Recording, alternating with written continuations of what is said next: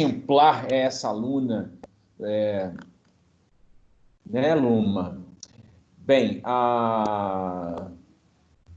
cadê? A Carol Tempone. Ô, Carol, tem muito tempo, não sei se se eu não estou vendo ou se, enfim, você não está publicando. As fotos, aquelas fotos maravilhosas que você estava tirando, você não está tirando mais, não? Eu criei um Instagram pra isso. Ah, Mas eu, é? Gente? Ah. mas eu criei o Instagram. Depois você me segue lá. Eu vou te mandar aqui no chat. Beleza. Bom. Olha só. Muito bem, moçada.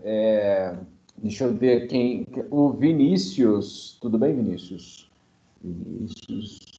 Tudo bem. Tudo bem. Tudo bem. Carol Foto. Beleza, Carol.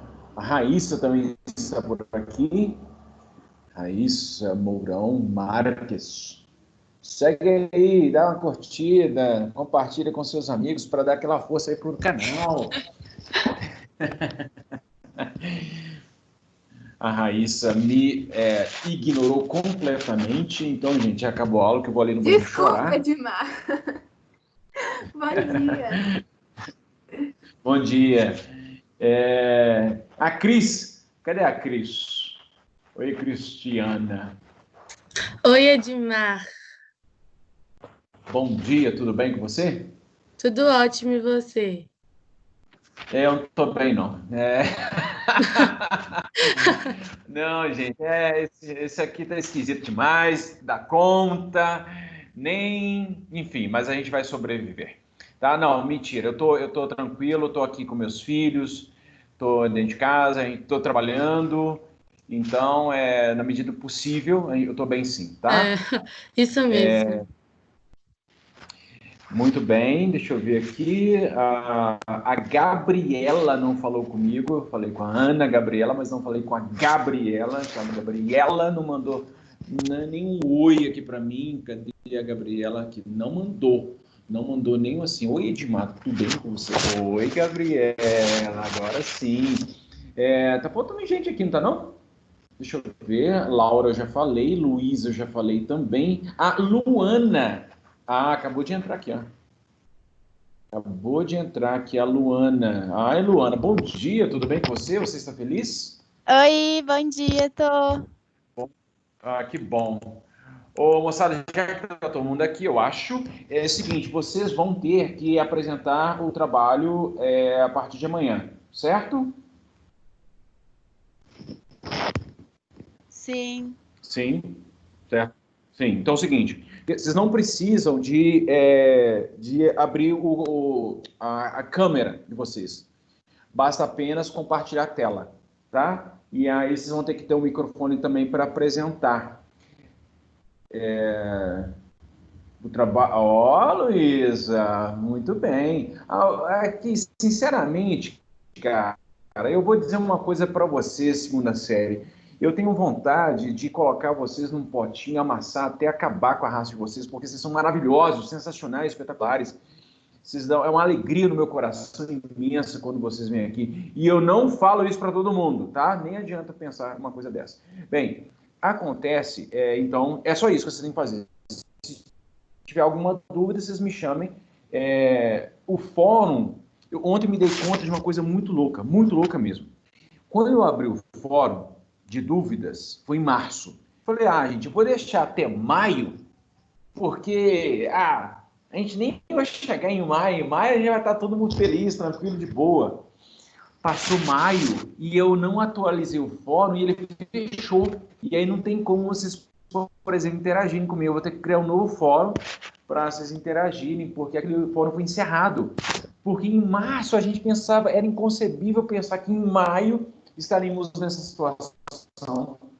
E embora eu, na minha análise de historiador, eu pensasse que ia durar um tempo, como historiador, como analítico de sistema de fatos históricos.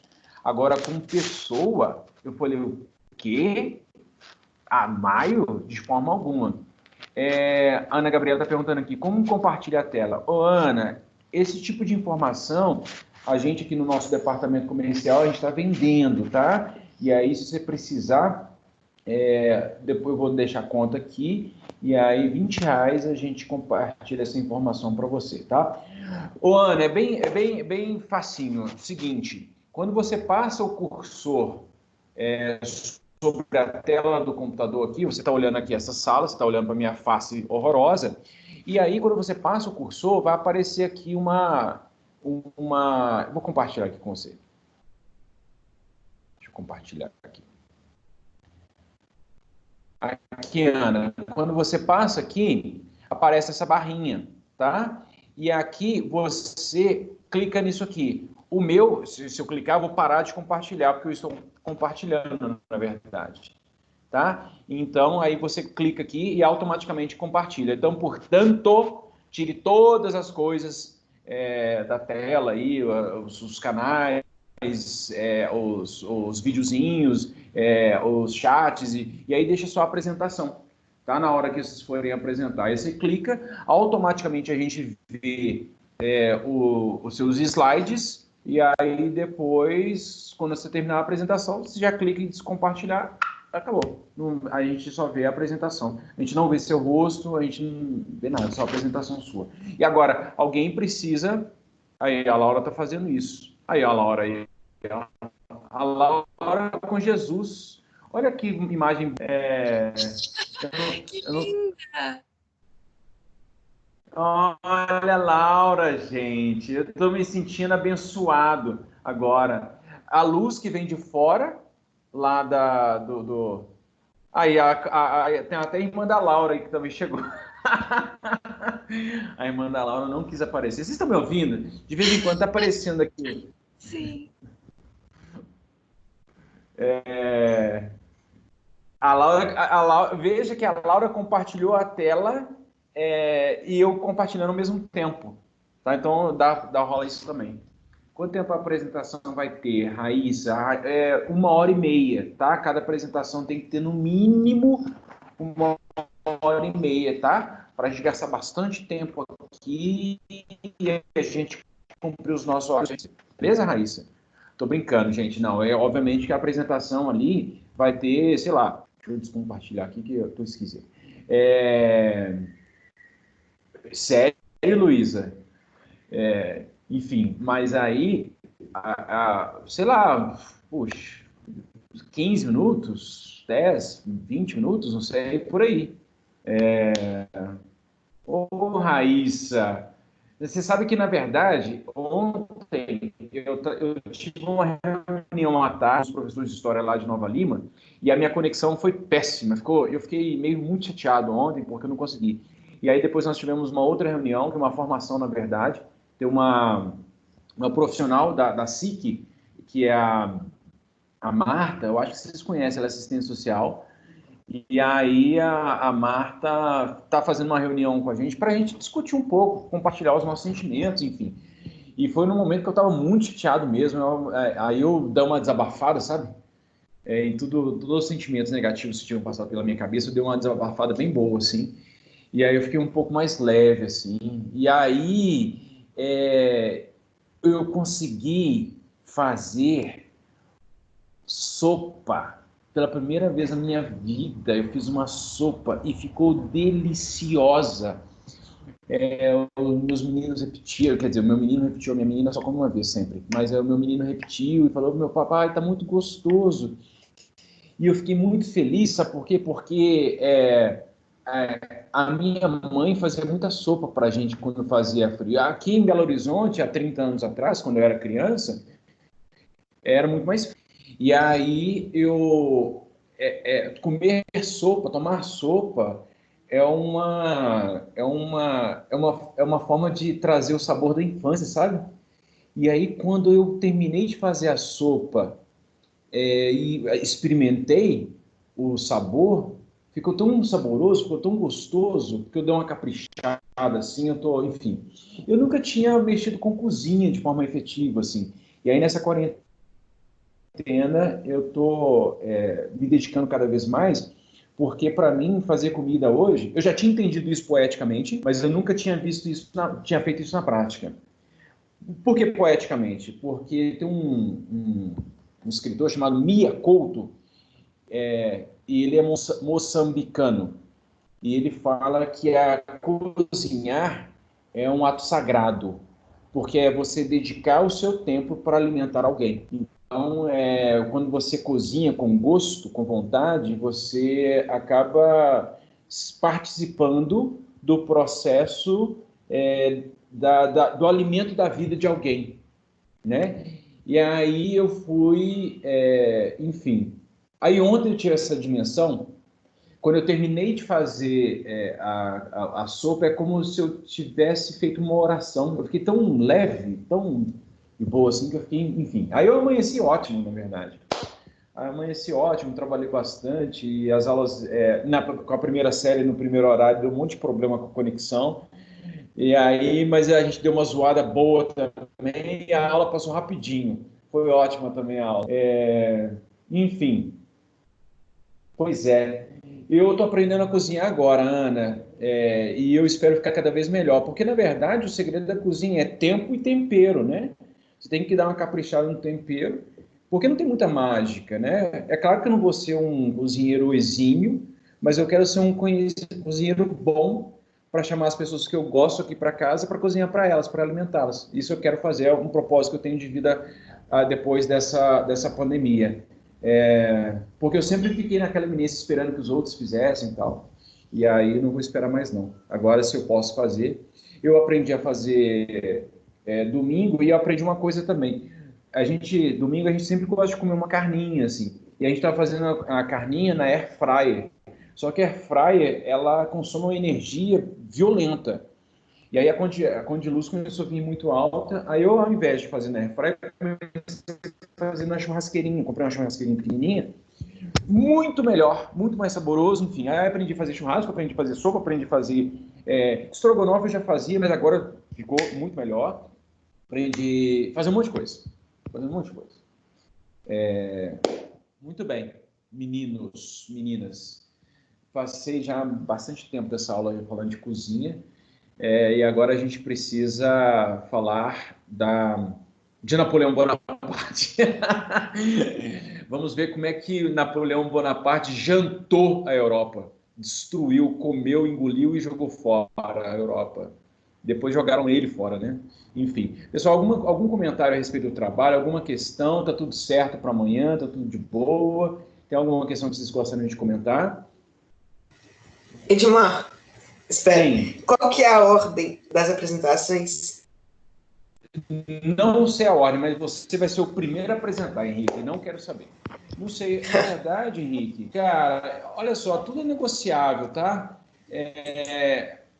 Acontece que... Deixa eu ver aqui. Onde que tá as orientações? Onde estão as orientações? Trabalho e Revoluções da América. Deixa eu ver como é que tá aqui. Porque, na verdade, eu estava pensando em seguir a ordem que está lá.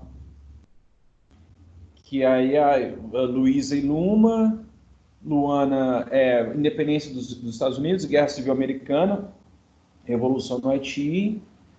Tem que ser essa ordem mesmo, viu? Porque essa ordem é a ordem cronológica dos fatos.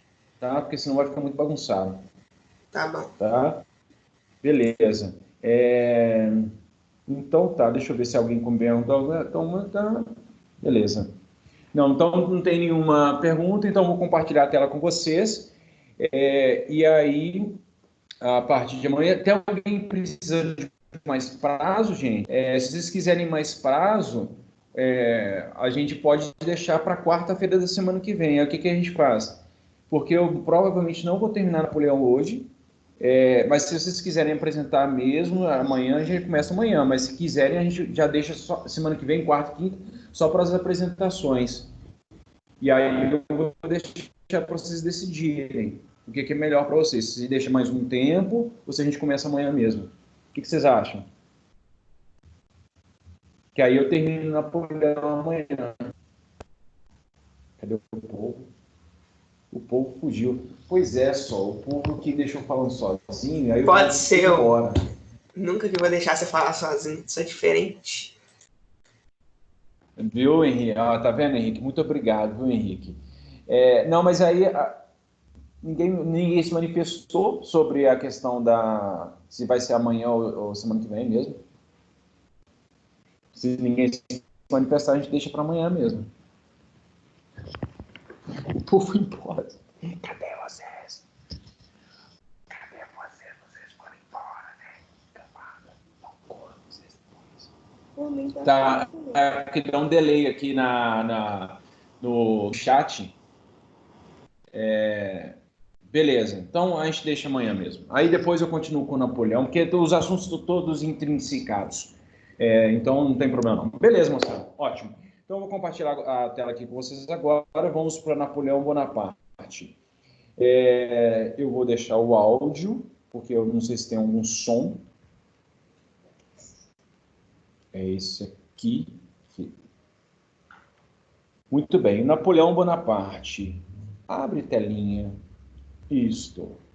Napoleão, eu já falei para vocês na aula passada que Napoleão Bonaparte, na verdade, ele nasceu na ilha de Córcega. Eu vou até avançar aqui, só para mostrar para vocês.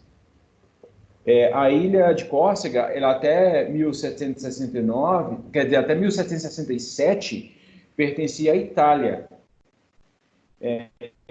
Na verdade, a Itália como país não existia, né? A Itália só surgiu como país no ano de 1871. Nesse momento, na Itália, 1700 e alguma coisa, existiam reinos. E, portanto, a Córcega, que é uma ilha belíssima, maravilhosa, sensacional, inclusive se vocês quiserem fazer uma vaquinha, comprar uma passagem de avião e também todo um pacote turístico, né, para o professor de história visitar Córcega, eu não acharia ruim de forma alguma. Eu produziria vídeo para vocês exclusivos, enfim. Mas isso depois da pandemia, obviamente, né? Bem, mas a ilha de Córcega pertencia à República de Gênova. O que significa isso? Significa que a família de Napoleão tinha a língua, o genovês, o italiano, né, como a língua materna. Tanto é que quando Napoleão foi aos 9 anos de idade, quando ele nasceu já pertencia à França, tá? Mas quando ele foi aos 9 anos estudar na escola militar de Brienne, na França, ele falava o francês com muito sotaque. A galera, inclusive, dava uma zoada nele lá, enfim, né? Fazer aqueles bullying que criança sempre faz. E não pode fazer bullying com o coleguinha, viu? Muito bem.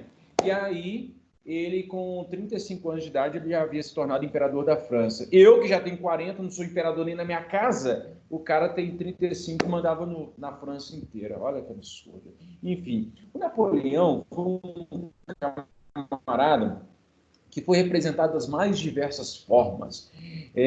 Uma das figuras mais controversas da história.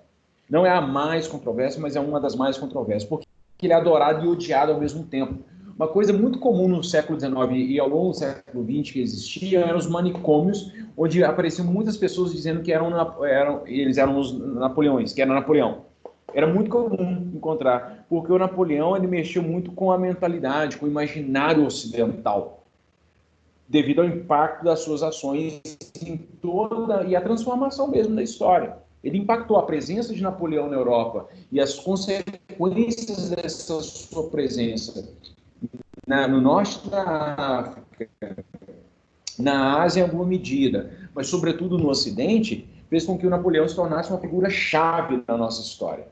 Bem, o Napoleão, inicialmente, ele subiu ao poder no 18 Brumário, né?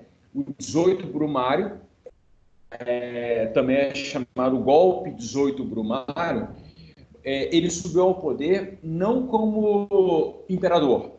Ele fez parte apenas de uma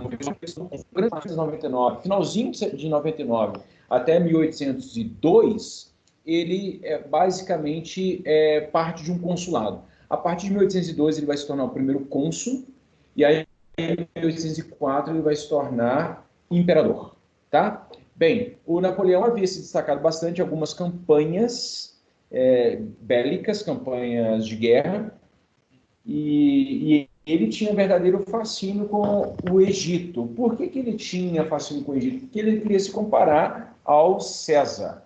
O César foi o primeiro imperador romano que também foi ao Egito e casou-se com a Cleópatra. Casou-se não, né? Ele teve um caso, teve um filho com a Cleópatra também. E Napoleão queria ser, então, esse César moderno. Bem, como eu havia dito, o consulado ele começou no dia 9 de novembro. O consulado é uma organização política para dar um jeito na França.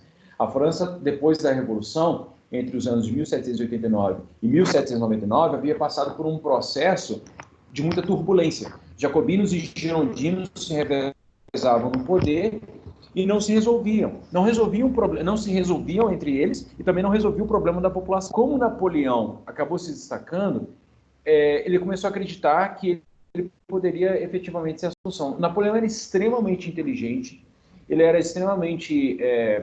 ele tinha uma liderança peculiar, inata, e era muito admirado. Porque quando ele falava, as pessoas escutavam. E, sobretudo, pela força e pela coragem que ele tinha e pela capacidade de estratégia que ele tinha de formular. E ele trouxe essas habilidades todas para o governo, né? Bem, quando o diretório acaba nesse golpe e o consulado é instalado. Então, o Napoleão era um dos 3 cônsules. Primeiramente, houve um período ali bem pequeno de consulado provisório, depois teve o consulado definitivo, e aí Napoleão era um dos deles, e aí depois o Napoleão se torna primeiro cônsul, né, nesse período aí até 1804. Então, no final, na prática, Napoleão governava tudo. Enfim, porque veja bem que aqui, nesse momento do consulado, foi feita uma nova Constituição. Se eu não estiver errado, seria a 3ª Constituição feita na França neste momento. Porque teve uma Constituição na época da monarquia constitucional, era a 4ª já. Aí os jacobinos fizeram uma nova Constituição, aí os girondinos fizeram outra, e agora, na época do consulado, também uma nova Constituição. Bem, e aí eu não sei por que isso aqui está vazio. E o que o Napoleão fez para a França efetivamente? Assim, por que ele é uma figura tão importante para a França, tão celebrada até hoje na França? Bem, quando ele sobe ao poder como cônsul, que há conflitos internos entre os diversos grupos que disputavam o poder, ele vai substituir... isso aqui é muito importante mesmo. O que acontece? A França, devido à instabilidade política e social, a França estava atrasada em relação à produção industrial. Então, a França estava muito mais atrasada que, por exemplo, a Inglaterra na industrialização. O que o Napoleão vai fazer? Ele vai investir num parque industrial. A primeira indústria que recebe bastante investimento e atenção de Napoleão vai ser a indústria têxtil. E aí, por quê? Porque ele vai parar de importar tecidos, vai parar de importar roupa de fora, da Inglaterra inclusive, para começar a produzir dentro da França. E isso vai estimular a economia francesa. Então isso foi muito importante. Napoleão foi muito esperto, porque ele acabou estimulando a economia e também resolvendo que é o seguinte, se tem estabilidade econômica, muitos outros problemas não aparecem, ou acabam ficando escondidos ali, ou deixando para um segundo momento, porque a questão material ela é fundamental na nossa sociedade, né? Quer concordemos ou não, mas ela é importante, né? Então, assim, diante das dificuldades materiais, outras dificuldades vêm a reboco também. Bem, Napoleão investiu bastante na logística e infraestrutura da França, construindo estradas, pontes, edifícios, mercados e prédios políticos, sedes governamentais e por aí vai. Então, Napoleão investiu bastante no erguimento da França. Por isso que ele se tornou uma figura tão interessante, porque muitas das construções que existiram a partir daí foram feitas por Napoleão. Muita coisa se perdeu, muita coisa foi destruída. A França passou por muitas revoltas, teve revolta em 1830, teve revolta em 1848, teve revolta em 1871, teve a Primeira e a Segunda Guerra Mundiais. Então, a França passou por muitos perrengues, mas, enfim, há coisas preservadas ainda da época de Napoleão, tá? O Napoleão começou a ter locais tanto para habitação quanto para a agricultura, começou a drenar os pântanos. Então, drenar um pântano, tirar água para tornar aquilo ali o local passível de ser plantado. Criou um sistema de saneamento básico, acesso à água potável, descarte de resíduos e por aí vai, e também de iluminação pública. Investiu no alargamento das estradas, das ruas, das vias, ou seja, Napoleão investiu pesado na organização logística e estrutural da França. Não é pouca coisa, e ele fez isso em pouquíssimo tempo. Tanto é que muita gente compara o Hitler ao Napoleão, porque o Hitler, antes da loucura da Segunda Guerra, ali a partir de 1933, em pouco tempo o Hitler conseguiu construir fazer uma série de reformas que impactaram positivamente no crescimento econômico alemão. O Napoleão já tinha feito isso lá na França. Então, ele investiu bastante nessa estrutura social e de construção, e aí isso beneficiou bastante a população francesa. Investiu na educação pública. Então, assim, grande parte da população francesa tinha acesso à educação, não era para esse ou aquele grupo social, era para todo mundo. Então, grande parte da população, por exemplo, tem um livro maravilhoso, eu vou dizer isso de novo, só para fixar bastante na cabeça de vocês. Tem um livro maravilhoso, tão maravilhoso que eu não consigo lê-lo por muito tempo, porque é tão chocante as coisas que aparecem lá, que me provoca emoções, provoca uma profunda tristeza, na verdade, que é Os Miseráveis. Eu já falei disso, eu sei, Edmar, você já falou disso, já falou com Os Miseráveis, eu sei que eu já falei, mas eu vou falar de novo, porque a gente vai ficando idoso, a gente vai ficando repetitivo, tá? Muito bem. E aí, o que acontece? Os Miseráveis é maravilhoso, é sensacional. E lá no livro Os Miseráveis, mostra como que a população tinha acesso à educação, como que a população era educada. A população estava passando fome, dependendo do momento histórico, mas as pessoas tinham acesso à educação, as pessoas sabiam ler, escrever, tinham livros em casa, enfim. A gente poderia seguir os exemplos dos franceses, né? Também ler bastante, nos educar. Nós somos, né? Nós somos bonitos e educados. E lemos bastante livros. E, inclusive, vocês vão ler na vida de vocês Os Miseráveis. Eu vou falar tanto dos Miseráveis até o final da terceira série, que vocês um dia vão se convencer de ler Os Miseráveis, tá?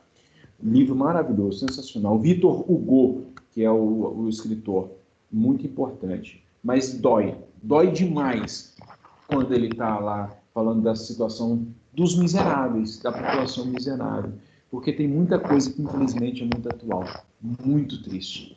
Bem, entretanto, eu só falei das coisas positivas agora, né? Napoleão fez uma coisa maravilhosa para a França, inclusive a estabilidade econômica. Mas, contudo, porém, entretanto, todavia, Napoleão suprimiu os direitos, muitos direitos que a população tinha, acabou perdendo, alguns direitos, a população passou a ter mais dever. Só que, como a população estava vendo os benefícios do governo napoleônico, a galera ficou de boa. Agora, uma outra coisa que Napoleão fez é a censura. E, ao mesmo tempo, também, Napoleão usou de uma prerrogativa muito interessante, que é uma espécie de lavagem cerebral. O que Napoleão fez? Napoleão fez um catecismo. Vocês sabem que o catecismo é um método de ensino da Igreja Católica que, por meio de perguntas e respostas, ensina a doutrina da Igreja, né? Então está lá no catecismo, né? Quem é Deus? Deus é a suprema força criadora do céu e da terra, não sei o que lá, não sei o que lá. Então, o Napoleão fez isso, um catecismo napoleônico, para ensinar as pessoas por que Napoleão era uma pessoa espetacular. Então, as crianças que foram educadas nessa época em que Napoleão estava no poder, cresceram amando Napoleão. Isso serviu de exemplo a todos os líderes autocratas que se seguiram depois de Napoleão. Ditadores, líderes totalitários, até governos democráticos, muitos líderes assumiram uma postura de personalismo, ou culto à personalidade. O que a galera fazia? Fazia muitas propagandas e produzia cadernos, produzia livros, produzia, enfim, formas das crianças aprenderem que aquele líder era um grande paizão, um grande pai redentor que governa todos e que ajuda todo Em mundo. geografia, a gente viu isso com o Simão Bolívar na Bolívia, na Venezuela, onde depois o Maduro, se eu não me engano, ele adotou também essa figura para administrar de forma autocrata lá. Acontece, por exemplo, a gente pode falar do Stalin na União Soviética, o Hitler, Mussolini, Getúlio Vargas no Brasil, muitos. Que aí a galera, por exemplo, colocava status, os regimes ditatoriais, por exemplo, lá no Iraque, o Saddam Hussein, e por aí vai. Então, colocar o culto à personalidade é uma coisa que não foi inventada por Napoleão, mas foi muito utilizada por Napoleão Bonaparte.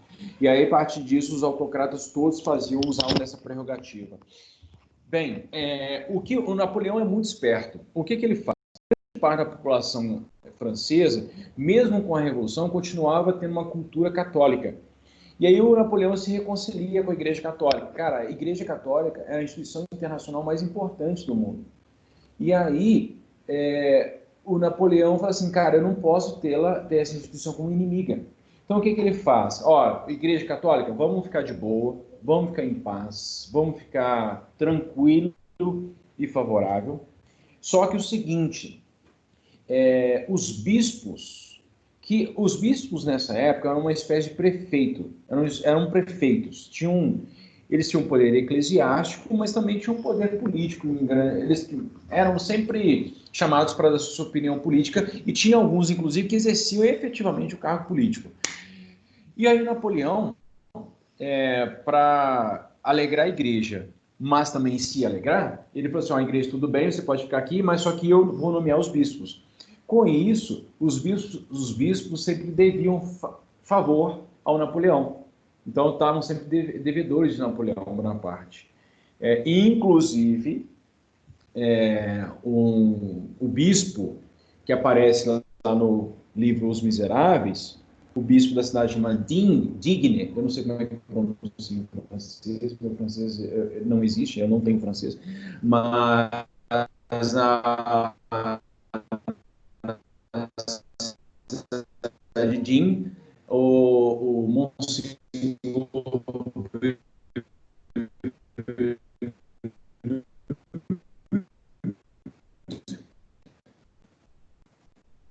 Monsenhor Bem-vindo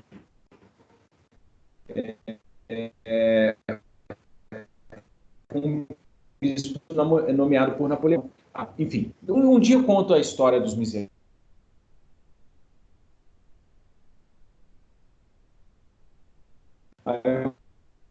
Sobre os miseráveis para vocês. Aliás, a gente lê, porque é um livro que estava previsto. Mas depois a gente conversa sobre isso. Eu estou muito empolgado com os miseráveis. A gente conversa. Sim. Tá. Não. Peraí. Deu uma falhinha aqui na conexão. Calma, um minutinho. Tá. Deu uma travadinha aqui, mas parece que agora vai normalizar, tá? Deixa eu... Agora tá de boa, não tá? Espero que sim. Vou falar que sim. Tá de boa. Sim. Então tá bom. Beleza. Então é o seguinte, eu estava dizendo que no final das contas, por causa da Concordata de 1801, a população fica muito feliz com Napoleão. E aí as coisas ficam apaziguadas com a Igreja Católica, né? Então, ponto para o Napoleão. Em 1804, Napoleão vai fazer o Código Civil. O Código Civil é diferente da Constituição, viu, moçada? O Código Civil, inclusive, inspirou muitos outros códigos civis que existiram no século XIX e século XX. E, basicamente, o Código Civil ele estabelece as regras de convívio social. Então, lá tem artigos que prevê o que se pode fazer, o que se não pode fazer enquanto cidadão, né? E esse Código Civil, então, ele estabelece algumas regras, dentre as quais, por exemplo, separação entre Estado e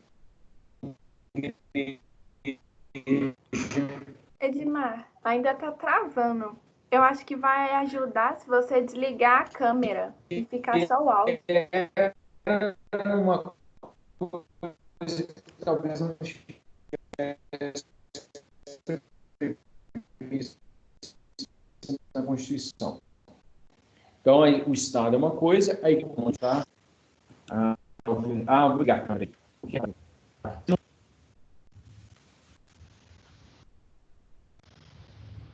Aí você está vendo a tela? Eu tô vendo o PowerPoint, sim.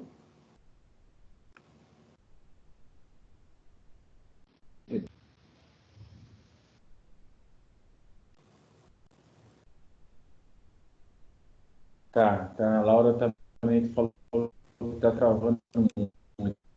Tá a conexão aqui. Então, deixa eu sair e voltar.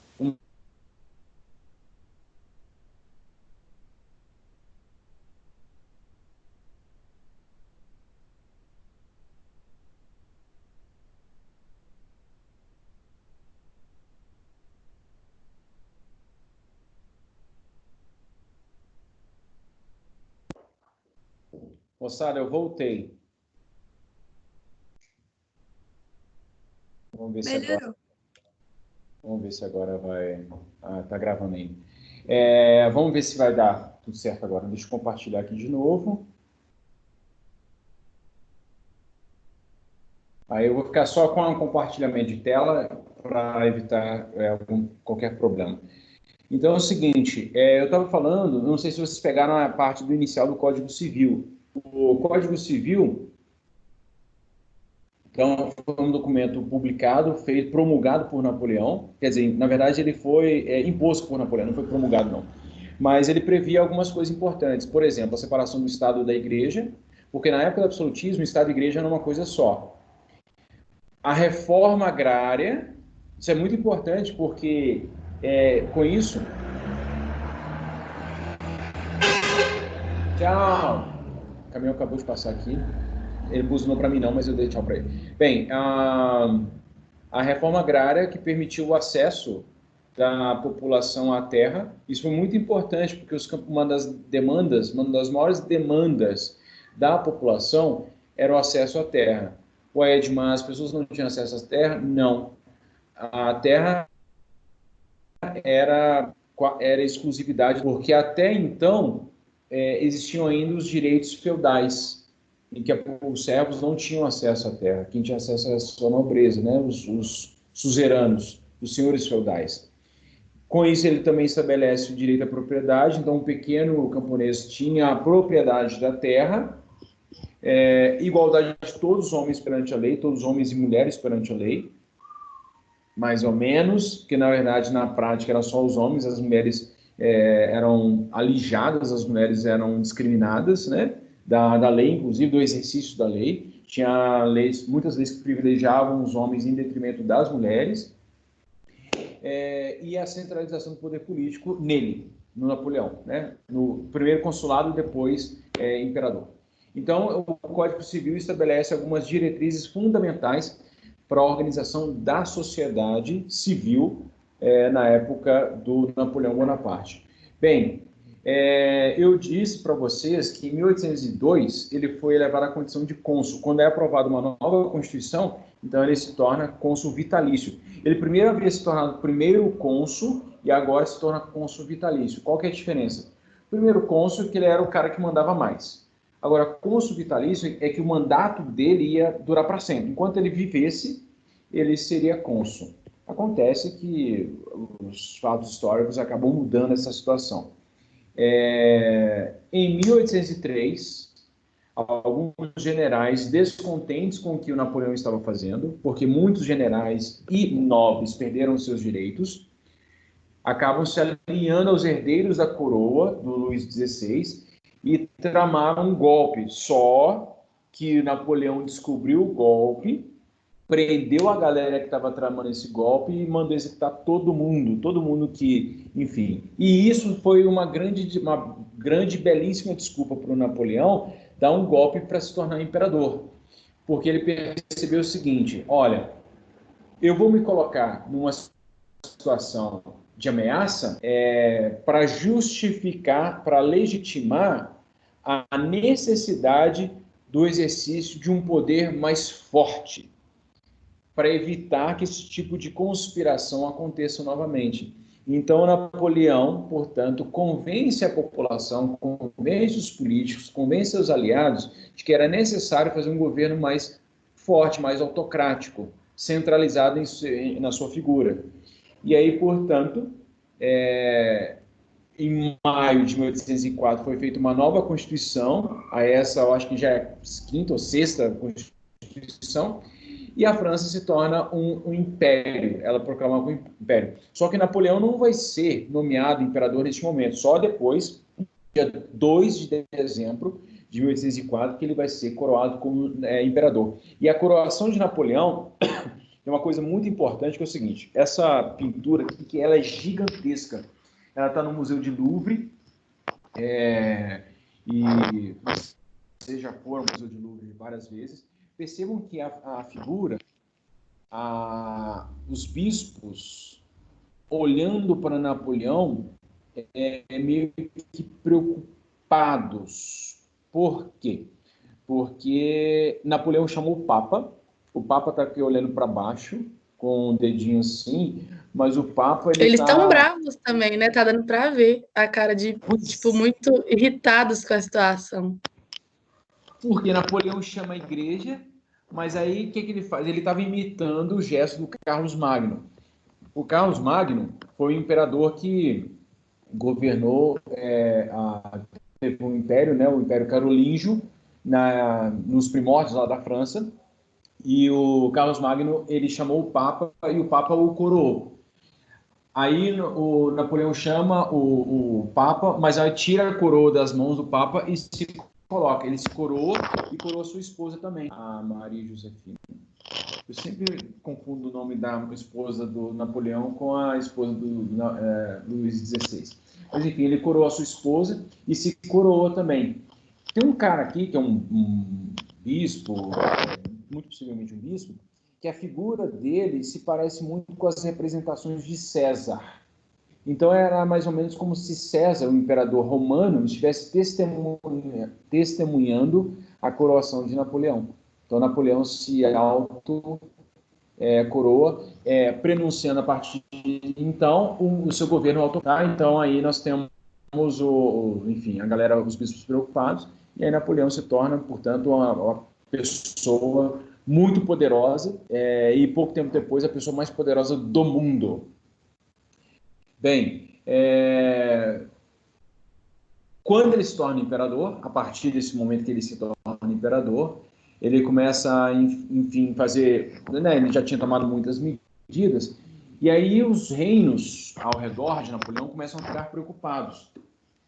E, sobretudo, porque eles começaram a perceber que Napoleão era uma figura perigosa, que poderia, inclusive, impor esse tipo de sistema nos seus países. Então, os países ao redor da França começam a se organizar, as forças do antigo regime. Então, os países, por exemplo, o Império Austro-Húngaro, os reinos germânicos, reinos italianos, a Espanha, Portugal, Inglaterra, começam a pensar como que eles resistiriam a Napoleão, para evitar que Napoleão levasse esse espírito revolucionário para esse país também. Porque o grande medo é o antigo regime, representado por suas figuras monarquistas, fossem derrubados. Então, eles não queriam fazer isso. Então, eles precisavam impedir Napoleão de crescer mais. Eles precisavam impedir Napoleão de levar a revolução para outros cantos da Europa. Então, começaram a articular suas forças para tentar impedir Napoleão o crescimento.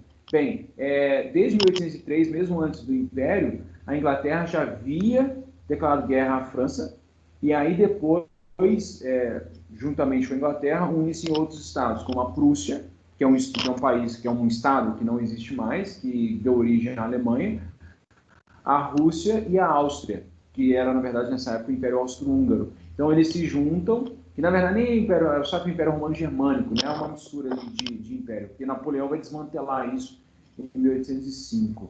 Bem, os países, então, governados pela e Inglaterra vão começar a se articular e vão começar a também combater o Napoleão. E aí acontece um episódio muito emblemático que vai mudar toda a história do Brasil, que o Napoleão, como ele não conseguia vencer, como Napoleão não conseguia vencer a Inglaterra, Napoleão teve muitas batalhas contra a Inglaterra, mas sempre nessas batalhas ele era mal sucedido. Como ele não conseguia vencer, o que Napoleão fez? Ele decreta em 1806 o bloqueio continental. O bloqueio continental previa que nenhum país continental travasse comércio com a Inglaterra. E aí, Portugal, nessa época, dependia muito do comércio com a Inglaterra. Então, Portugal estava na seguinte situação. Se Portugal continuasse comercializando com a Inglaterra, Napoleão iria invadir Portugal. Se Portugal parasse de comercializar com a Inglaterra, Portugal iria quebrar. E o que, no final de contas, Portugal fez? Parou de comercializar ou continuou comercializando? Para saber dessa informação, você vai ter que acompanhar a próxima aula que eu der para vocês. Tá bom? Alguma pergunta, pessoal?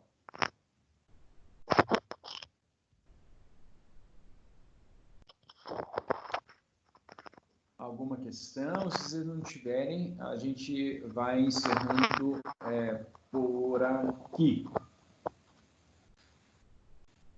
Moçada, acorda, moçada. Vocês devem estar mandando no chat aqui, mas o chat demora um pouquinho chegar. Tá, beleza, então. Moçada, então é o seguinte, amanhã nós começamos o trabalho, começando lá pela independência dos Estados Unidos, e aí bola para frente, tá bom? Muito obrigado pela presença de vocês aqui, fiquem bem, fiquem saudáveis, e até... Tchau, Edmar. Obrigada. Tchau, Edmar. Tchau, Edmar. Muito obrigada. Tchau. Tchau. Tchau. Obrigado a vocês.